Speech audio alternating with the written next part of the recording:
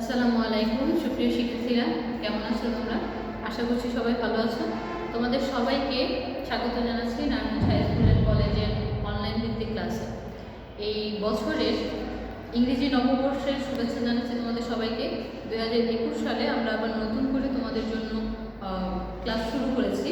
আশা করছি যে তোমরা সবাই গত বছরে যেভাবে ক্লাসগুলো মনোযোগ দিয়ে করেছো, এই বছরও ঠিক সেইভাবেই একইভাবে মনোযোগের সাথে তোমরা ক্লাসগুলো দেখবে এবং বাসায় চর্চা করবে।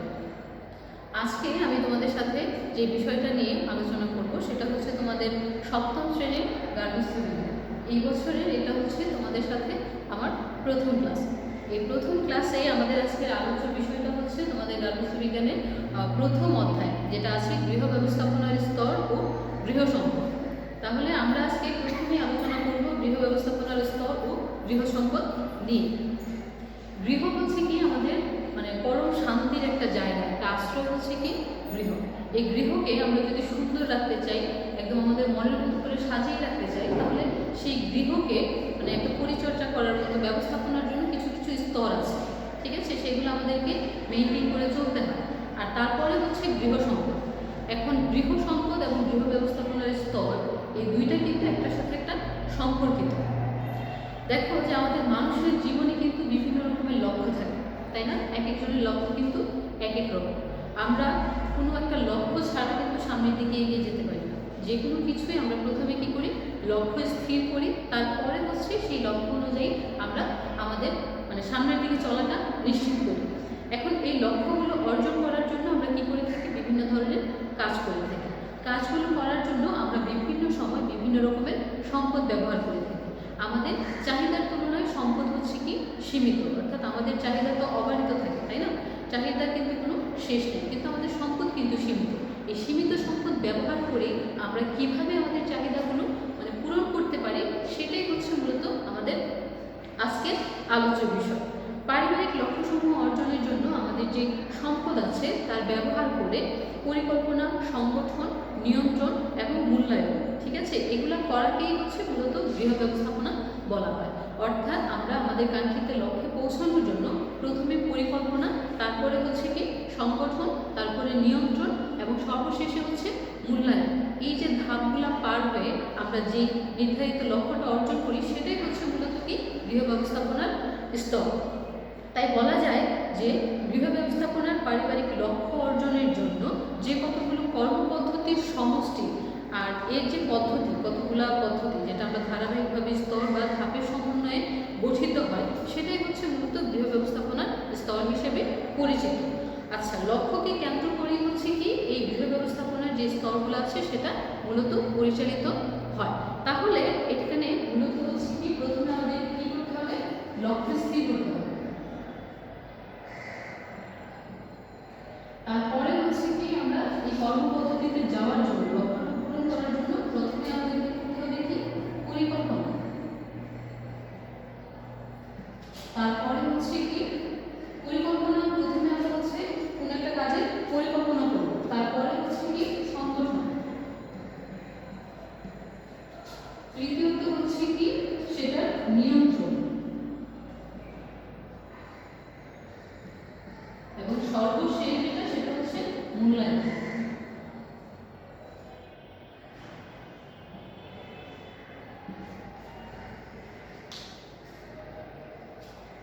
এখন দেখো এখানে প্রথমেই আমি যেটা বলেছি যে এই লক্ষ্য যদি আমি কাঙ্ক্ষিত আমাদের যে জীবনের একটা লক্ষ্য থাকে বা উদ্দেশ্য থাকে, সেখানে পৌঁছাতে হলে প্রথমে আমাদেরকে কি করতে হবে, পরিকল্পনা করতে হবে। অর্থাৎ তুমি তোমার লক্ষ্যে পৌঁছাতে হলে একটা কাজ তুমি করবে, সেই কাজটা তুমি কিভাবে করবে, কখন করবে, কাকে দিয়ে করাবে, সেই কাজে তোমার কী কী সম্পদ নিয়োজিত করতে হবে, বা কিভাবে করলে তুমি কাজটা সহজ করতে পারবে, কাজটা সম্পাদন করতে পারবে, সেই বিষয়ে তোমাকে প্রথমে কি করতে হবে, একটা পরিকল্পনা গ্রহণ করতে হবে, ঠিক আছে? পরিকল্পনাকে অনুসরণ করে পরবর্তী কাজগুলা করা হয়। তাহলে সেজন্য হচ্ছে কি মূলত পরিকল্পনাকেই কি বলা হয়, যে কোনো কাজের মূল ভিত্তি বলা হয়। অন্যভাবে বলা যায় যে পরিকল্পনা হলো লক্ষ্য অনুযায়ী ভবিষ্যৎ কার্যকলাপের পূর্বাভাস। লক্ষ্য অর্জন করার জন্য কি কাজ করা হবে, কেন করা হবে, কে বা কারা কাজটা করবে, কিভাবে করবে, এই প্রতিটি কাজ কিভাবে করতে হবে, এই জিনিসটার যে একটা পরিকল্পনা, সেটাই হচ্ছে কি মূলত এই বিষয়টার প্রথম ধাপ বা প্রথম স্তর। ঠিক আছে, এখন এই কাজটা যদি তুমি করতে যাও, পরিকল্পনাটা করতে গেলে তুমি সেটা যদি পারিবারিকভাবে করতে যাও, তাহলে পরিবারের সকলের যদি সহমতি থাকে, তাহলে তোমার জন্য কাজটা করাটা অনেক সহজ হবে। কারণ সকলের সম্মিলিত প্রয়াসেই কিন্তু আমরা কী করি, একটা নির্দিষ্ট বা কাঙ্ক্ষিত লক্ষ্যে পৌঁছাতে পারি। এখন তুমি পরিবারের সবাইকে নিয়ে একটা পরিকল্পনা করবে, এমনও হতে পারে যে পরিকল্পনাটা বাস্তবায়ন করতে গিয়ে কিছু কিছু সময় তোমাকে এই পরিকল্পনার কিছুটা রদবদল করতে হয়েছে। এখন তুমি যখন পরিকল্পনা করবে, তোমার পরিবারের প্রত্যেকটা সদস্যর সুবিধা অসুবিধা পরিবর্তন, যেন কাজটা যে কোনো পরিকল্পনা যেন প্রয়োজন অনুযায়ী রদবদল করা যায় বা সময়ের সাথে খাপ খাওয়ানো, এই কয়েকটা বিষয় খেয়াল রেখে কিন্তু তোমাকে পরিকল্পনাটা করতে হবে। ঠিক আছে, তাহলে এই বিষয়গুলো যদি তুমি খেয়াল রেখে পরিকল্পনাটা করো, তাহলে কি হবে, তোমার কাজটা বাস্তবসম্মত হবে। তারপরে দ্বিতীয়ত হচ্ছে কি, সংগঠন। এখন সংগঠন হচ্ছে মূলত আমরা যেটা বুঝলাই, সংগঠন বলতে কাজের মধ্যে আমাদের যে বিভিন্ন কাজ থাকে, বিভিন্ন কাজের মধ্যে সংযোগ সাধন করাটাই হচ্ছে মূলত সংগঠন। অর্থাৎ কাজ, কর্মী এবং হচ্ছে কি সম্পদ, এই তিনটা জিনিসের মধ্যে সংযোগ সাধন করাটাই হচ্ছে কি সংগঠন। অর্থাৎ কি কাজ করা হবে, কাকে দিয়ে কাজটা করানো হবে এবং সেই কাজ করতে গিয়ে তোমাকে কী কী সম্পদের ব্যবহার করতে হবে, এই কাজ, কর্মী এবং সম্পদের মধ্যে সংযোগ সাধনটাই হচ্ছে মূলত সংগঠন। এখন তুমি যে কোনো কিছু পরিকল্পনা করবে, পরিকল্পনা শুধু করলেই তো হবে না, সেই পরিকল্পনা অনুযায়ী তোমাকে সামনে আগাতে হলে সেই কাজটা তুমি কিভাবে করবে, কিভাবে করলে ভালো হবে, কাকে নিয়োজিত করবে বা কাজের আসলে ধরনটা কী হবে, এই জিনিসগুলো যদি জানা থাকে, এই কাজের সংগঠন পদ্ধতিটা যদি ভালো করে পরিচালনা করা যায়, তাহলে তোমার লক্ষ্যে পৌঁছাতে কী হবে, জিনিসটা খুব সহজ হবে। তাহলে এখানে বোঝাই যাচ্ছে যে সংগঠনের স্তরে পরিকল্পনালব্ধ কাজের যুক্তিসঙ্গত বিন্যাস করা হয়। সুতরাং বলা যায় যে কোনো কাজ সুষ্ঠুভাবে সম্পূর্ণ করার সুচিন্তিত পদক্ষেপ গ্রহণ করাই হচ্ছে কি সংগঠনের মূল উদ্দেশ্য। ঠিক আছে, তাহলে আমরা কি জানলাম যে লক্ষ্যে পৌঁছাতে হলে প্রথমে আমাদেরকে পরিকল্পনা করতে হবে, তারপরে হচ্ছে সংগঠনটা করতে হবে, অর্থাৎ কাজের মধ্যে সংযোগ সাধন করতে হবে। তৃতীয়ত হচ্ছে কি, এখানে দেওয়া আছে নিয়ন্ত্রণ, অর্থাৎ এই গৃহীত পরিকল্পনাকে বাস্তবে রূপ দেওয়া এবং সংগঠনের বিভিন্ন ধারা কার্যকর করে তোলাকেই হচ্ছে মূলত নিয়ন্ত্রণ বলা হয়। গৃহ ব্যবস্থাপনার তৃতীয় এই স্তরটি হচ্ছে সবচেয়ে গুরুত্বপূর্ণ।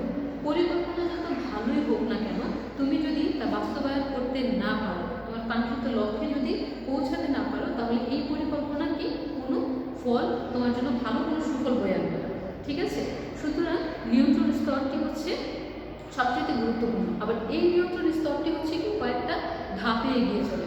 তার মধ্যে প্রথমেই যে ধাপটা আছে বা প্রথম যে পর্যায়টা আছে, সেটা হচ্ছে কোনো কাজে সক্রিয় হওয়া, অর্থাৎ উদ্যোগ নিয়ে কাজটা শুরু করা। ঠিক আছে, কাজটা কিভাবে করতে হবে বা কিভাবে কাজটা করলে ভালো হয়, সেই জিনিসটা যদি জানা থাকে, তাহলে কাজটা করা তোমার জন্য কী হবে, সহজ হবে। তাহলে প্রথম পর্যায়টা হচ্ছে কি কাজে সক্রিয় থাকা বা উদ্যোগ নিয়ে কাজটা শুরু করা। দ্বিতীয় পর্যায়ে সেটা হচ্ছে কি তোমার কাজের অগ্রগতি লক্ষ্য করা। প্রথমে হচ্ছে তুমি উদ্যোগ নিয়ে কাজটা শুরু করবে, কাজটা কিভাবে করবে বা কি, এই জিনিসটা ঠিক করে তুমি উদ্যোগ নিয়ে কাজটা শুরু করে দেবে। দ্বিতীয়ত হচ্ছে তোমার কাজের অগ্রগতিটা লক্ষ্য করা, অর্থাৎ তুমি যে কাজটা শুরু করলে সেই কাজটা আসলে কতটুকু অগ্রগতি হচ্ছে, ভালো হচ্ছে কিনা, সফলতার দিকে যাচ্ছে কিনা, সেই জিনিসটা দেখা। আর তৃতীয়ত হচ্ছে পরিস্থিতির সাথে খাপ খাওয়া, অর্থাৎ পরিবারের বিভিন্ন সদস্যদের বিভিন্ন সমস্যা অসুবিধার কারণেও কিন্তু তোমাকে মাঝে মাঝে এই পরিকল্পনা রদবদল করতে হতে পারে। এই জিনিসটাই হচ্ছে মূলত খাপ খাওয়ানো, অর্থাৎ পরিবেশ পরিস্থিতির সাথে সময়ের সাথে পরিকল্পনাকে বাস্তবায়ন করা বা পরিকল্পনাকে খাপ খাওয়ানো, নিজেকে খাপ খাওয়ানো, এই জিনিসটাও কিন্তু খুবই গুরুত্বপূর্ণ। তাহলে নিয়ন্ত্রণের মধ্যে তোমাকে প্রথমে কি করতে হবে, তিনটা পর্যায়। প্রথমে পর্যায়টা হচ্ছে সক্রিয় হয়ে কাজটা শুরু করা, দ্বিতীয়ত হচ্ছে কাজের অগ্রগতি লক্ষ্য করা এবং তৃতীয়ত হচ্ছে খাপ খাওয়া। এই সবগুলা মিলিয়েই কিন্তু তুমি কাজটাকে নিয়ন্ত্রণ করতে পারো। তারপরে যে ধাপটা সেটা হচ্ছে কি মূল্যায়ন। এখন আমি গৃহ ব্যবস্থাপনার স্তর, অর্থাৎ আমার ধরতে গেলে জীবনের কাঙ্ক্ষিত একটা লক্ষ্যে পৌঁছাতে গিয়ে আমি প্রথমে কী করলাম, পরিকল্পনা করলাম, তাই না? পরিকল্পনা করে আমি কাজটা কীভাবে করব, কাকে দিয়ে করব, কখন করব, কেন করব, নানা ধরনের জিনিস আমি মাথায় নিয়ে একটা পরিকল্পনা করলাম। তারপর সেই পরিকল্পনা অনুযায়ী আমি কাজ করতে গিয়ে কাজগুলোর মধ্যে সমন্বয় সাধন করলাম, অর্থাৎ কাজ, কর্মী এবং হচ্ছে কি সম্পদের মধ্যে একটা সংযোগ সাধন করলাম। ঠিক আছে, কোন কাজ করব, কিভাবে করব, কোন কাজে কোন কোন সম্পদ ব্যবহার করব, এই জিনিসটার মধ্যে একটা সংযোগ সাধন করলাম।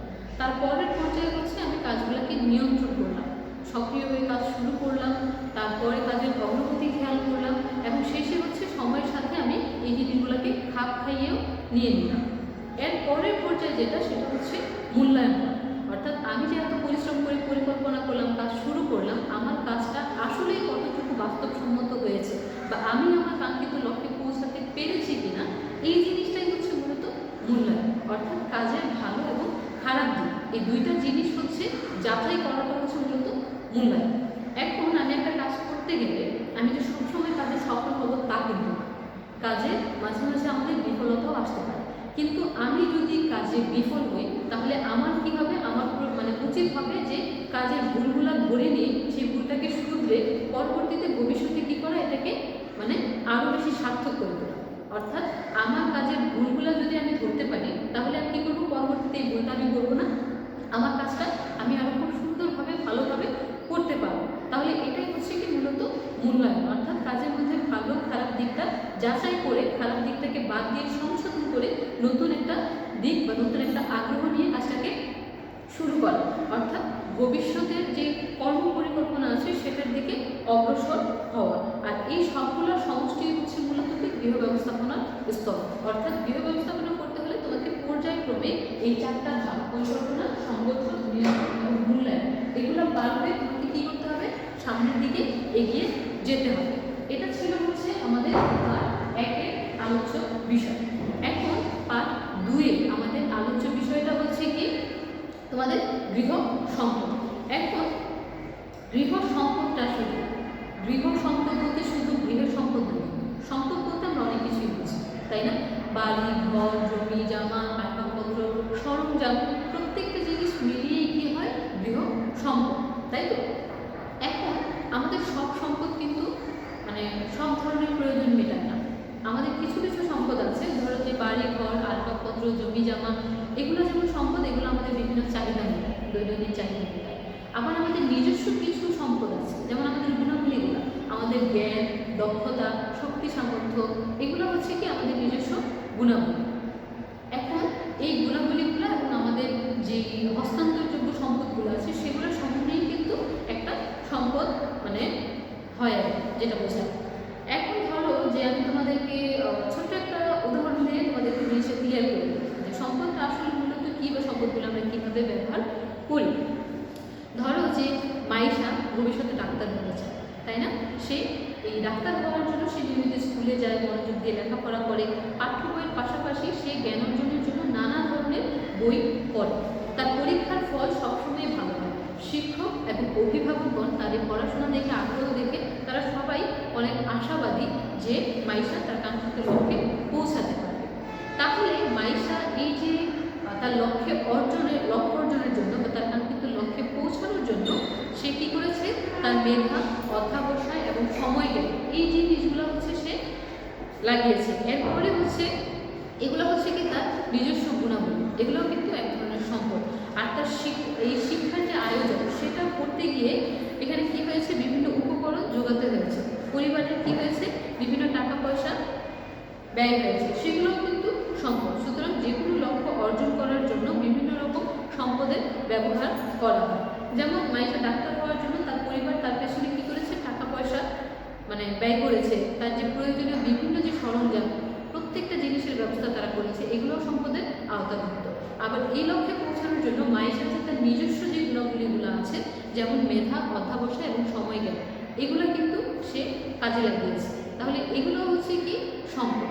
তাহলে এখানে আমরা দেখছি যে কিছু আছে নিজস্ব সম্পদ, নিজস্ব গুণাবলী, এটাও কিন্তু আমাদের সম্পদ। আবার কিছু আছে যেটা আমরা টাকা পয়সা, আসবাবপত্র, সরঞ্জাম, এগুলোও কিন্তু সম্পদ। কিছু হচ্ছে মানবীয়, কিছু হচ্ছে কি অমানবীয় বা বস্তুগত অবস্থাগত সম্পদ এখানে বোঝানো হয়েছে। সেটা হচ্ছে তোমাদের পরবর্তী যে পাঠ আছে সেখানে গেলে আরও বিস্তারিতভাবে জানা যাবে। কিন্তু এখানে আমাদের এই যে সম্পদ, আমাদের বিভিন্ন চাহিদা মেটানোর জন্য আমরা বিভিন্ন রকম সম্পদের ব্যবহার করে থাকি। আমাদের বাড়ি, ঘর, টাকা পয়সা, আসবাবপত্র, সরঞ্জাম ইত্যাদি কী হয়, আমাদের বিভিন্ন প্রয়োজন মেটায়, সেগুলো যেমন সম্পদ, আবার আমাদের বিভিন্ন গুণ যেমন শক্তি, সামর্থ্য, বুদ্ধি, শক্তি ইত্যাদি ব্যবহার করে আমরা যে কাজগুলো করে থাকি সেটাও কিন্তু কি একটা সম্পদ হিসেবে পরিচিত। এখন এই যে সম্পদগুলোর মধ্যে কিন্তু কিছু মৌলিক বৈশিষ্ট্য রয়েছে। সম্পদের কিছু মৌলিক বৈশিষ্ট্য রয়েছে। বৈশিষ্ট্যগুলো হচ্ছে কি,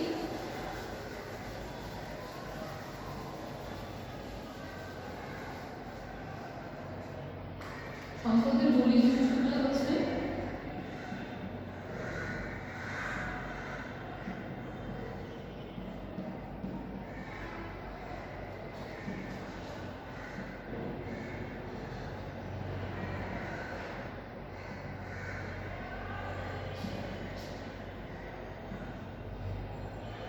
সম্পদের মৌলিক বৈশিষ্ট্যগুলো হচ্ছে তোমার এক হলো সম্পদের উপযোগিতা।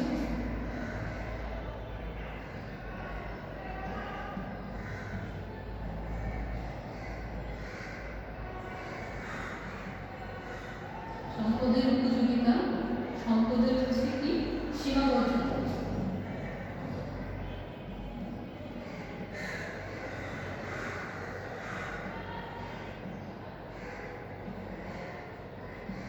তারপরে হচ্ছে সম্পদের মধ্যে পরস্পর সম্পর্কযুক্ত আছে, সম্পদের ব্যবহার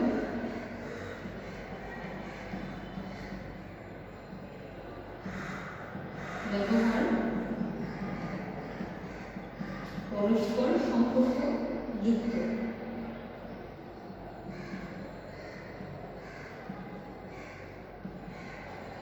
সম্পদের ব্যবহার পরস্পর সম্পর্ক যুক্ত। এবং 4 নম্বরে যেটা আছে সকল সম্পত্তি ক্ষমতাধীন।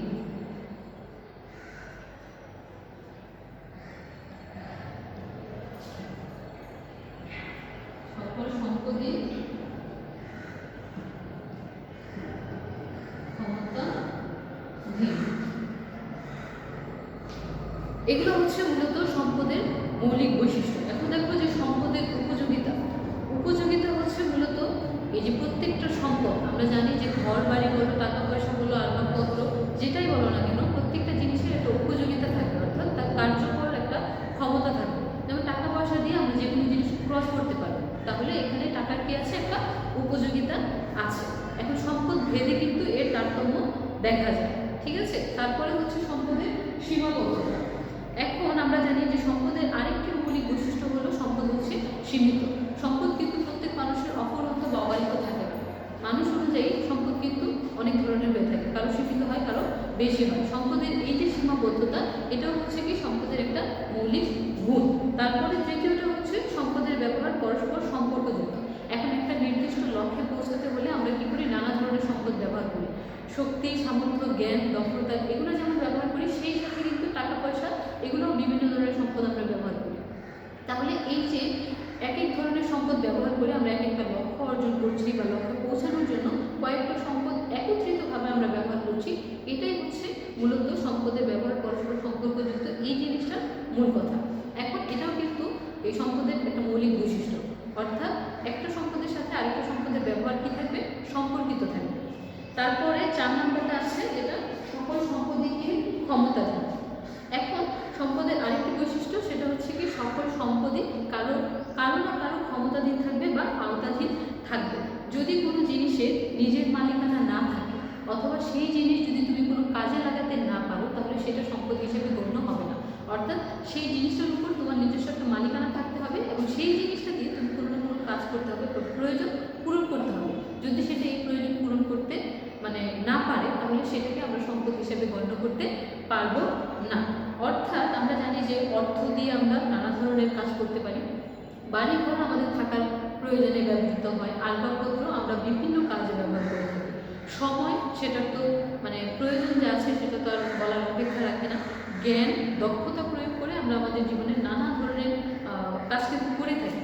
তাহলে এই যে প্রত্যেকটা সম্পদ, সেটা মানবীয় হোক অমানবীয় হোক, এই প্রত্যেকটা সম্পদই কিন্তু আমাদের কোনো না কোনো কাজে লাগছে। এখন এখানে এই যে আসবাবপত্র, সরঞ্জাম, বাড়িঘর, অর্থ এগুলো হচ্ছে কি হস্তান্তরযোগ্য, অর্থাৎ এগুলো আমরা অন্যকে দিয়ে দিতে পারবো। কিন্তু কিছু কিছু সম্পদ আছে, যেমন আমাদের সময়, তারপর তারপরে হচ্ছে আমাদের জ্ঞান। হ্যাঁ, এই জিনিসগুলো কিন্তু আমাদের নিজস্ব ব্যক্তিগত সম্পদ, এটা চাইলেও কিন্তু আমরা কাউকে দিতে পারবো না, তাহলে এই সম্পদটা হস্তান্তরযোগ্য নয়। ঠিক আছে, আমাদের এই সম্পদগুলো আমরা হচ্ছে কি আমাদের নিজস্ব যে গুণাবলী, এটা আমরা চাইলেই কিন্তু চর্চা করে অনুশীলন করে তার বৃদ্ধি ঘটাতে পারি বা তাকে বাড়াতে পারি।